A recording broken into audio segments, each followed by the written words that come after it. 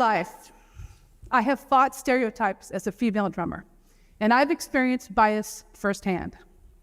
I've heard things like, she's just a girl, she won't be able to play very well. I heard, she's gonna play too soft. And I heard, she's not gonna be able to get along with her male bandmates. Now, none of those things turned out to be true. Those were people's biased perceptions of me as a female drummer. Biases cause us to undervalue and misjudge others' skills and talents, and can significantly impact how we interact with each other. Unfortunately, biases are powerful and can impact many current and aspiring leaders, especially people from underrepresented groups.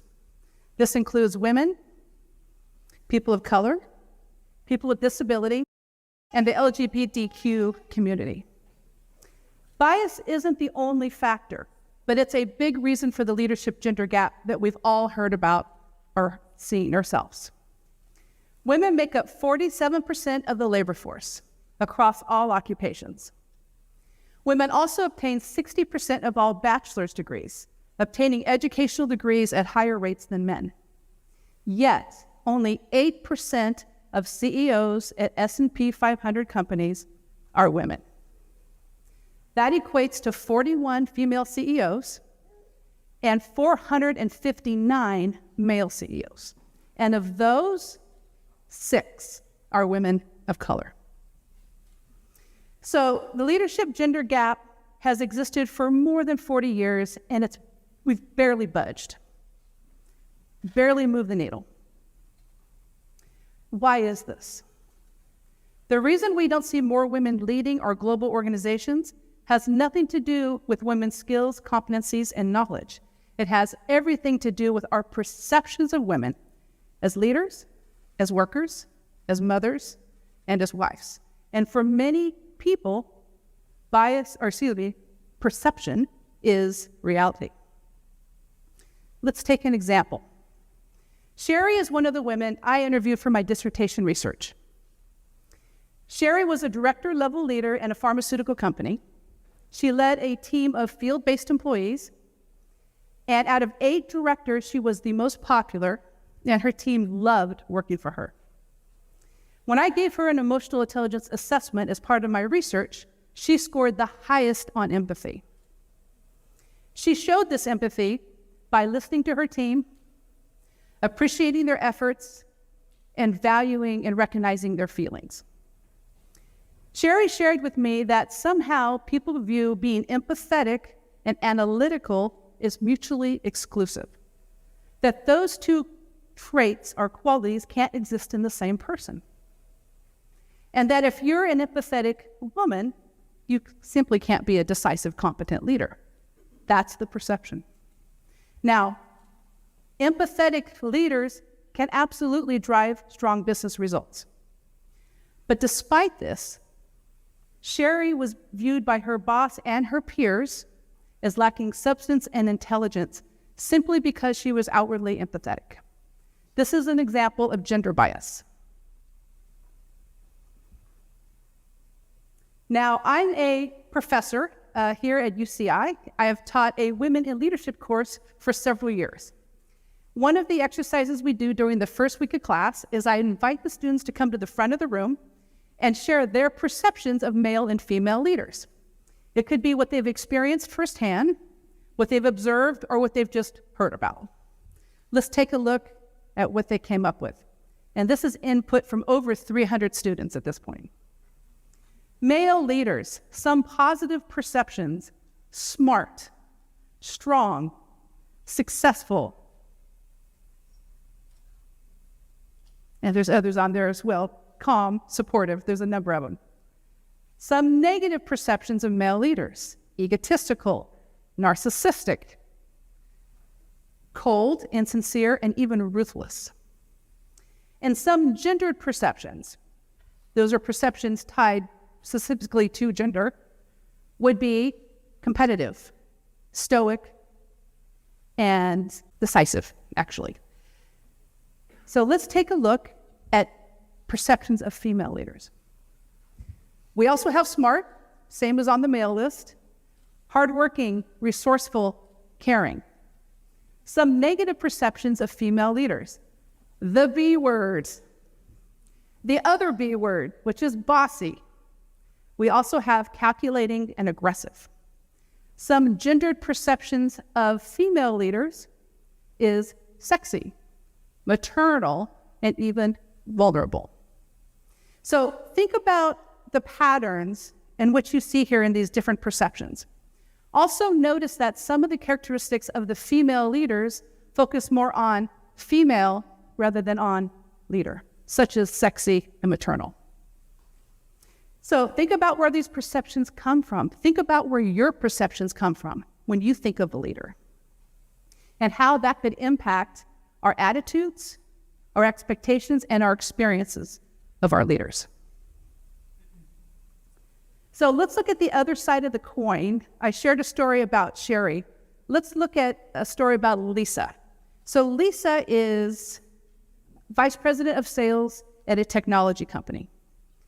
Lisa is 20 years of experience as an accomplished executive, both in the U.S. and abroad. And she has lots of high-level experience managing dozens of people. When I gave her an EQ assessment, Lisa scored highest in assertiveness and emotional expression. She shared with, so even though she's higher in what's considered male-specific EQ traits, she has been told by men to tone down her assertiveness, be more of a team player, and not to be so direct and honest. So Lisa is confident and assertive, but because she freely and directly expresses herself, she's viewed as aggressive by others. Why are these qualities considered negative for women? So male leaders with the same behavior are often viewed as competent and decisive. So for women often have to walk a fine line between being too forceful and too nice. And they're often viewed as either a bulldog or a puppy dog, with little in between. Our emotional intelligence also plays into our perceptions of leaders. Emotional intelligence, or EQ, is a set of emotional and social skills that establish how well we perceive and express ourselves, how we maintain and manage our relationships, how we cope with challenge, manage stress, and even make decisions. So all of this information guides our thinking and our action. So, question for you. Which gender do you think is more emotionally intelligent? Now, when I ask audiences this question, overwhelmingly, they say women are more emotionally intelligent. Most people don't think of EQ as assertiveness or stress tolerance. They think of it as people skills. And so often, people assume women are higher in EQ. Another reason for this is women often express their emotions more often than men. But in EQ assessments that's been done in millions of people, men and women are actually equally emotionally intelligent overall. However, we do have different strengths. Women tend to score higher than men in areas of empathy, social responsibility, and interpersonal relationships. Men tend to score higher than women in areas of assertiveness, stress tolerance, and self-regard. Another name for self-regard is confidence. So what's really interesting about this data, this is also how we're socialized to behave, especially as adults in society and in the workplace. Men are socialized to be confident and assertive. Women are socialized to be empathetic and great at relationships, even if we're not naturally that way. So caveat, not all men and women fall into gender-specific EQ patterns. There are plenty of men who lead with empathy, and there are plenty of women who are naturally confident. Also, there are many gender-neutral EQ skills. And for non-binary individuals, they may have traits of both. So, as a society, we put pressure on our male leaders to be confident, to be strong, to not be vulnerable, and to not show emotion. We put pressure on our female leaders to be supportive, collaborative, and be social. So imagine if we viewed male and female leaders without biases and stereotypes. How would our companies be different? How would our society be different? How would our world be different? The data points to higher performance, higher job satisfaction, higher employee engagement. We would also see more representation, equity, and belonging. Now, let's talk about Sam. Sam is a leader in a manufacturing company. Sam is naturally assertive. Sam is confident, empathetic, and also great at relationships. Sam also gives back to the community. Sam makes sure to check in with the team often, asks them for their feedback, listens to their needs, and gives them the autonomy to make their own decisions. Based on this information, what gender do you think Sam is? In this case, Sam is male. The key point here is the best leaders both use and value male and female strengths. Sam is effective because of what Sam does and says. So, bias, whether deliberate or unconscious, is holding us back in the workplace. Bias causes us, it affects our everyday work experiences, and it makes it harder for both men and women to be their authentic selves.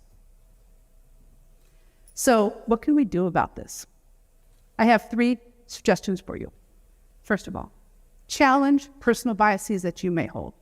Most people widely agree that bias exists in others.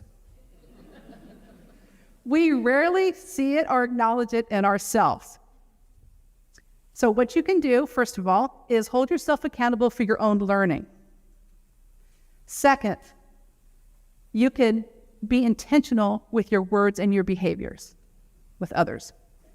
Third, actively call out bias when you see it. Number 2, listen with the intent to learn. Show empathy. Ask questions. And let people show you who they really are, without those assumptions, those perceptions, and those biases and those stereotypes that we may have preconceived. And finally, change how you envision a leader. Why shouldn't we expect our strong and decisive leaders to also be empathetic and inclusive? We need to redefine and defy what leadership can and should be. And with that, together, we can debunk bias. Thank you.